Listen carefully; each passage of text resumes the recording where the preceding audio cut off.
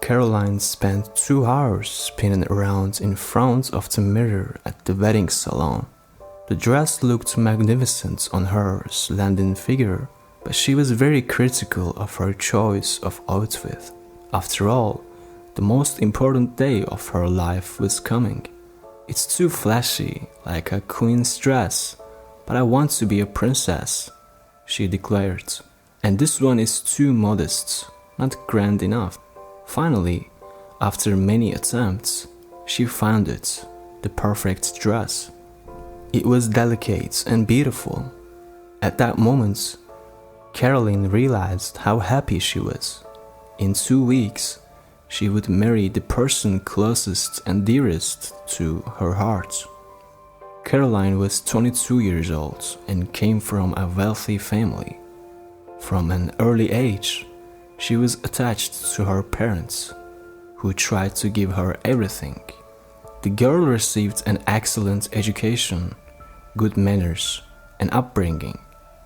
Perhaps that's why her father's money, a prominent entrepreneur in the city, didn't spoil her. She grew up intelligent, cultured, and kind. Listen, daughter, go to law school. You will become a first-class lawyer, and then I will open the door to my business for you when the time comes. I will have to pass on my business to your reliable hands, even if they're not male, but you are smart, responsible, and have a business mindset. You will manage, her father instructed her. If only he knew how much Caroline hated the seemingly boring legal science. She was drawn to art, and she wanted to be a sculptor, photographer, or an architect. However, to please her father, she enrolled in law school and forced herself to study those dull law articles. In her third year of study, her soul could not take it anymore, and she begged that, "This is not for me. I won't be able to do something I hate for my whole life. I will fail." Her daughter's sincere request melted Mr. Nordling's heart, even though he realized he was losing his only chance to pass the business to a relative person. But his love for his daughter was stronger than his personal ambitions. Caroline quit law school and enrolled in the humanities department, majoring in art. That was her element, an eternal flight of fantasy. Her passion for beauty was so unrestrained that, while still in college, she became a photographer. With her father's help, the girl acquired a small space and equipped it as a photo studio. It was here that she met Kevin, her future husband. The young man, well-dressed and handsome, popped into the first photo studio he saw in his way to work one summer morning. Caroline's exams were over at the university, and now there was complete freedom until autumn. This meant that she could enjoy her favorite activity all day long. "Miss, can I have a passport photo?" "It won't take long, will it?" asked the stranger. "No, only about 10 minutes," Caroline replied happily, although this was far from the most exciting thing she could create in the world of photography. "Yeah, it's ready." Caroline handed the young man an envelope. "Well, I seem to look pretty good," the guy said cheerfully.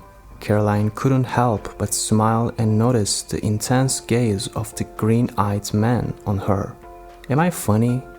asked the guy in continued conversation. "You, on the other hand, are not funny. You are gorgeous." The girl smiled even more after such words. "I am Kevin, and what's your name?" The guy seized the moment to introduce himself. "My name's Caroline," answered Caroline. To her surprise, she usually never introduced herself to clients, but something came over her today. Maybe it was an unusual morning, or the man was too attractive. "Nice to meet you, Caroline." Kevin smiled. "Would you mind if I drop by sometimes to chat about this and that?" "Yes, of course, come by," Caroline replied. All day and evening, the girl caught herself thinking about Kevin and wanting him to come back to the photo studio. She didn't even realize that Kevin's thoughts were also occupied with this. It seemed that someone from above had stretched an invisible thread between them that could not be broken. Kevin couldn't resist and visit Caroline again the next morning, and the next day, and the day after. Both of them understood that inexplicable feeling attracted them to each other. Later, they called it love. A year of beautiful dates, travels, tender kisses, and strong embraces flew by unnoticed. On the anniversary of their meeting, Kevin proposed to Caroline. She gladly accepted. Before, she always thought that happiness was some abstract concept invented by unhappy people, but now she realized that it was not true. Happiness was in the love of a close person, and this person was next to her. Kevin managed not only to find the key to Caroline's heart, but also to approach her parents. The young man was 25 years old, well educated, and worked as a chief accountant in one of the major commercial firms. It was impressive that Kevin came from an ordinary and far from prosperous family and achieved everything in life himself. When Mr. Rolling met his daughter's chosen one, he cheered up. This is who I can pass on my business to later. Pleasant wedding preparations flew by, and the long-awaited day came for Caroline and Kevin, the wedding day. Finally, it was the turn of Caroline's snowy, airy, dreamlike dress and Kevin's stylish dark blue suits. The day was filled with joy and tenderness. The young couple experienced excitement and a sense of boundless happiness when they were announced husband and wife. The wedding took place in Caroline and Kevin's favorite vacation spot, a fashionable mansion not far from the city. The celebration was grand. Congratulations, music, jokes, cheerful laughter, and gifts continued until late in the evening. It seemed that the holiday would never end. Caroline and Kevin were already dreaming of being alone. Let's run away from everyone, Kevin smiled. Let's go, Caroline replied resolutely. As they entered the room designed for their first wedding night, they gasped. At Kevin's request, the room was unusually and beautifully decorated, exciting expectations. And I have another gift for you, Kevin said, pulling an envelope from his jacket pockets. It contained tickets and tourist voucher for two for their honeymoon. Kevin, you are a wizard, exclaimed a delighted Caroline. I have a gift for you too. Close your eyes and don't open them until I say you can, whispered Caroline to her beloved. She knew that Kevin dreamed of learning scuba diving. In the gift box, the girl put indispensable swimming accessories and a certificate for a year of training from a professional. She put the box on the closet shelf so that Kevin wouldn't find out about the surprise in advance. If she could have looked into the future for even a second, she wouldn't have made this fatal mistake. But alas, standing on a chair to reach the box, Caroline accidentally stepped on the hem of her dress. Her foot tangled in numerous decorative folds. She lost her balance and fell, hitting her head. A strong, dull thought was heard. Kevin shuddered with his whole body, not understanding what had happened. In the first few seconds, in the next moment, he saw Caroline lying next to the closet with blood stains in her head, dress, and floor. She wasn't moving. Horror chilled Kevin's insides. He couldn't contain his emotional outburst and shouted as loud as he could. Relatives and some guests who hadn't left yet rushed to the cry. The rest was like a fog. The astonished face of people who rushed into the room, an ambulance, paramedics, a stretcher, and the hand of his beloved girl, whom he held tightly. Hatred towards himself grew stronger. He blamed himself for listening to Caroline when she asked him to close his eyes, for not feeling that something terrible was going to happen. How could this be? He had always believed that there was a strong, invisible thread between them. So why did it break so suddenly at the first trial? What if Caroline didn't survive because she had hit her head? Kevin was going crazy with these thoughts and pushed them away. The doctors did everything possible, but the patient fell into a coma. Caroline and Kevin's parents convinced the doctors to let the young man stay in the wards with his beloved wife. He practically didn't leave her bedside and even slept, holding Caroline's hand. Every day, he prayed as selflessly as women usually do.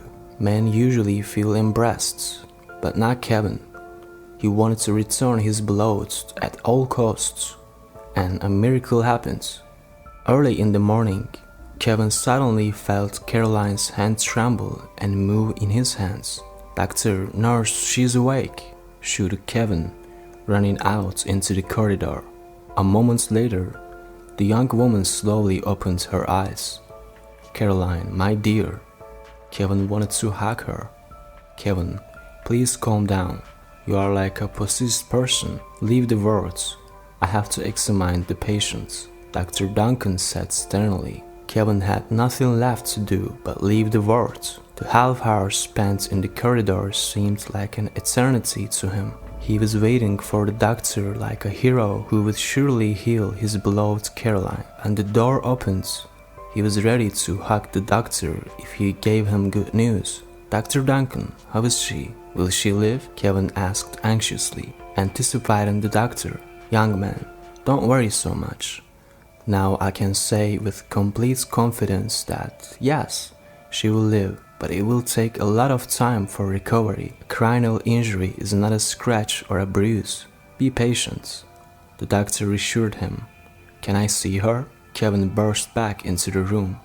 "I'm sorry, but she won't be able to talk or show you the emotions you want to see right now, and she definitely shouldn't be overwhelmed by stress. You have already spent too much time with the patient in this hospital, and she's transferred to a regular ward.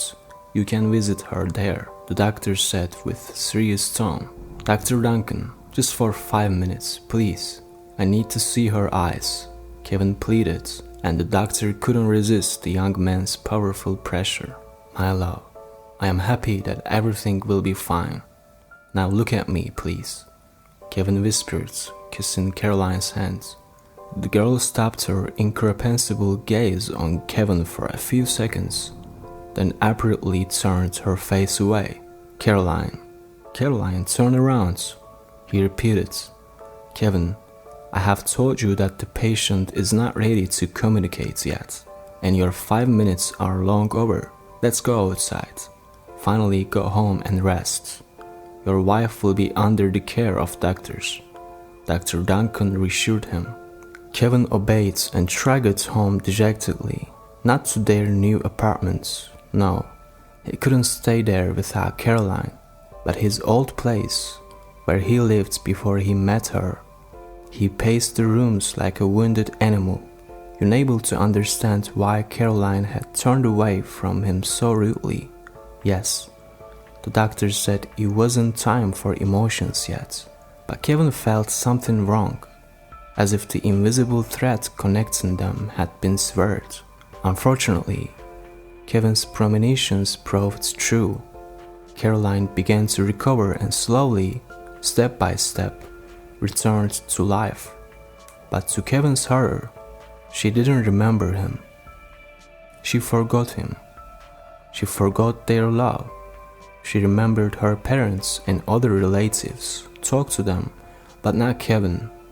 The woman even asked her father, "Who is the man who comes to see me?" "He's your husband, Kevin," Don't you remember him? But Caroline just shook her head. Dad, I am not married, and I am not interested in that right now.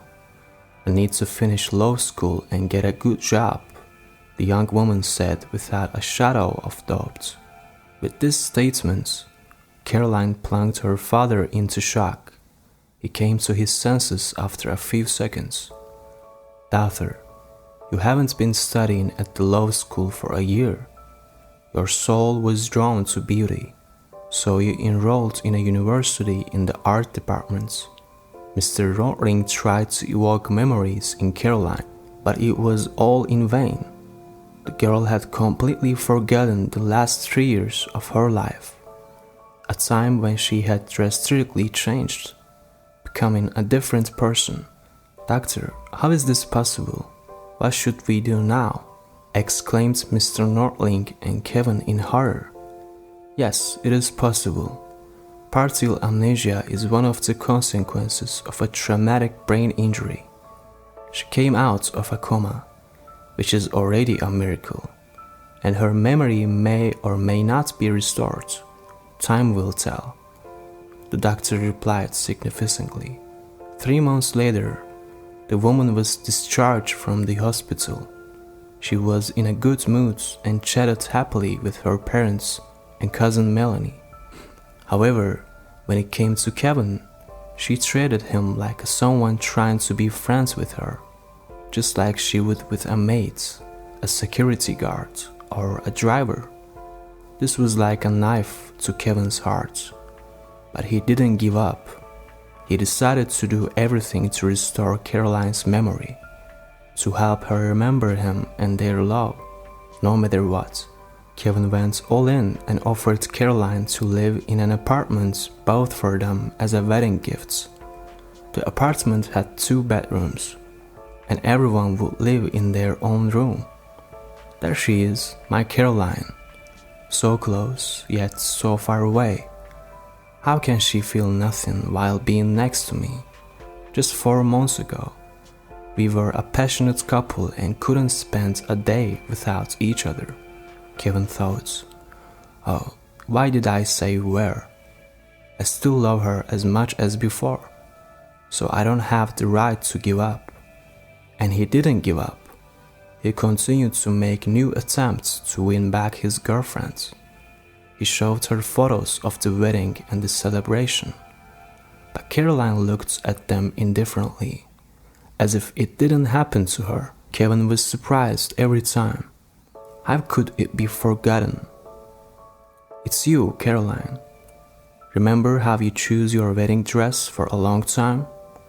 Are you promised to love me in sorrow and joy? Kevin said, hopeful that she would remember something. He told her about their wedding with deep emotion and kept asking, do you remember? Do you remember? But nothing touched Caroline's soul, and she was only angry with Kevin. Why are you nagging me? I don't remember anything. I am tired of it. I don't even understand why I'm here and why do I have to live in this apartment with you instead of at home with my parents, Caroline said. I'm sorry, Caroline. I didn't mean to be annoying, Kevin replied, sighing sadly. Despite constantly trying to please his wife, it didn't bring back her lost memories. She became irritable and uncontrollable. Everything made her angry, from the apartment's decor to the color of her cup. One day, when Kevin came home from work, he found Caroline. I am leaving to my parents. I can't listen to your suffering and love stories anymore. I don't remember you, and that's it, Caroline said, confident. 30 minutes later, she left, slamming the door loudly, and it seemed to Kevin that this door had closed on his heart, which would never open again. Kevin wanted to scream for helplessness, but his voice disappeared somewhere. He had lost Caroline. On a sleepless night, Kevin wondered what he had done wrong to deserve such treatment from her, but he couldn't find any reasons. Don't give up, don't give up. Pride is the inner voice. For a moment he pictured Caroline's face in her wedding dress, so tender, blowed and dear. No, I won't give up, no way, we just have to wait it out, Kevin thought. Caroline's parents were upset that she had left Kevin, but there was nothing to be done. It was her choice, although it was the wrong one. One morning, to everyone's surprise, Caroline announced that she wanted to continue her studies at the law school. But Doctor, you left there a long time ago. You didn't like it there, and it's too late to recover after such a long time. Mr. Nordling tried to deceive her. Well, Dad, you have so many acquaintances and connections. Someone will help me. I just have to continue my education and get a degree, Caroline pleaded with him, in front of the prominent businessman that her father was. All the doors in the city were open, or practically all of them. The school door was no exception. Caroline was accepted, but the first few months of studying were so difficult that she impulsively ran away. Caroline, why are you putting me in such a difficult position? How do I look in people's eyes now? They did me a huge favor by taking you, her father said, hurt in his voice. Dad, tell me how it was before. Did I ever quit law school? Caroline unexpectedly asked. Daughter, did you remember something? Mr. Nordling was surprised, hoping for a miracle. No doubt. It's just that, on a subconscious level, I just feel like I have already experienced the feeling of making the wrong decision. Although it was just a feeling, Mr. Nordling was delighted. It was a small step towards returning her memory.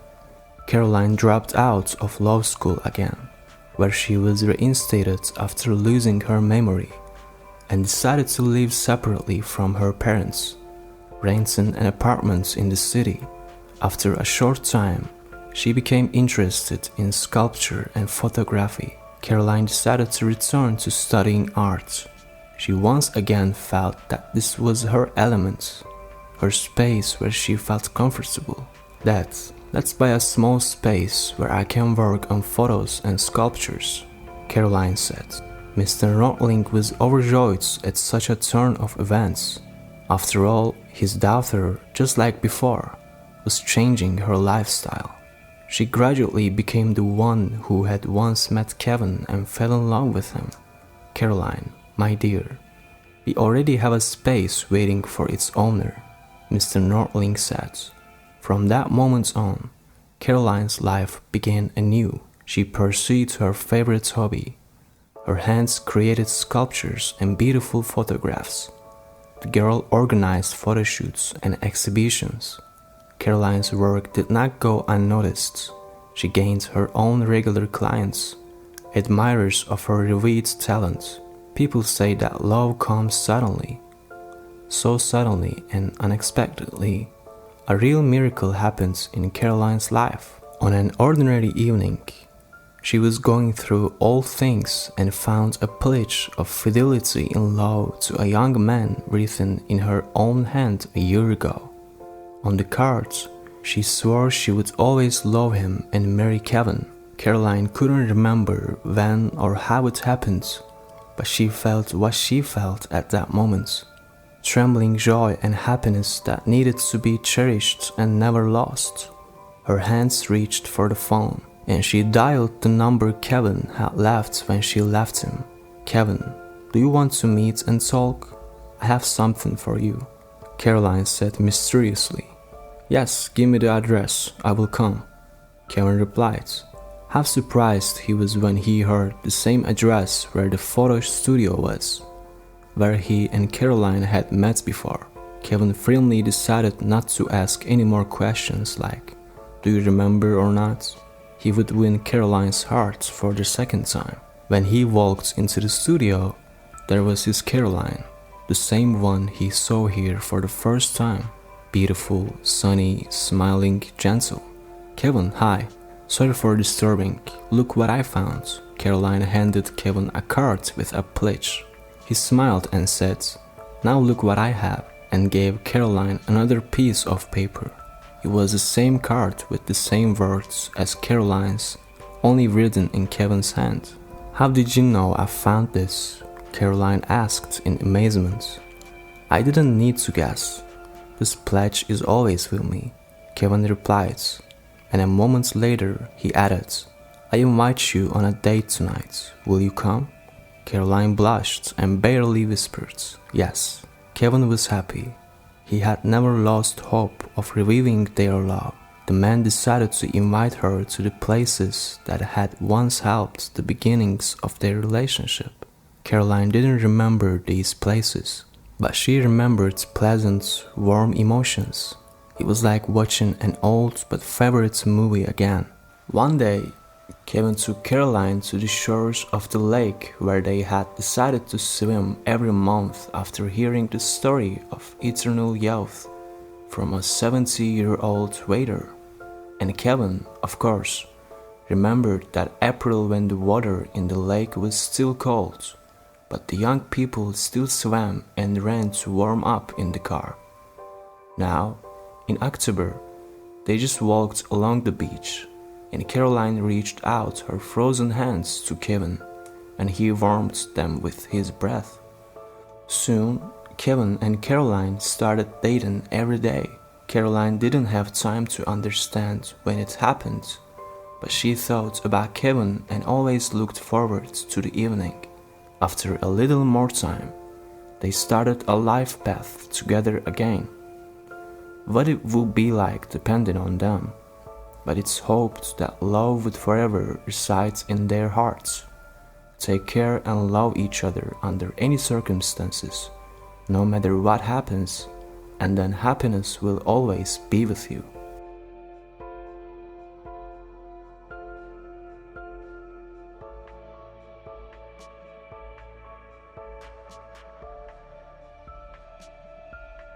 Thank you for joining us today on Deep Stories. Be sure to like and subscribe and hit that notification bell so you don't miss out on our next video.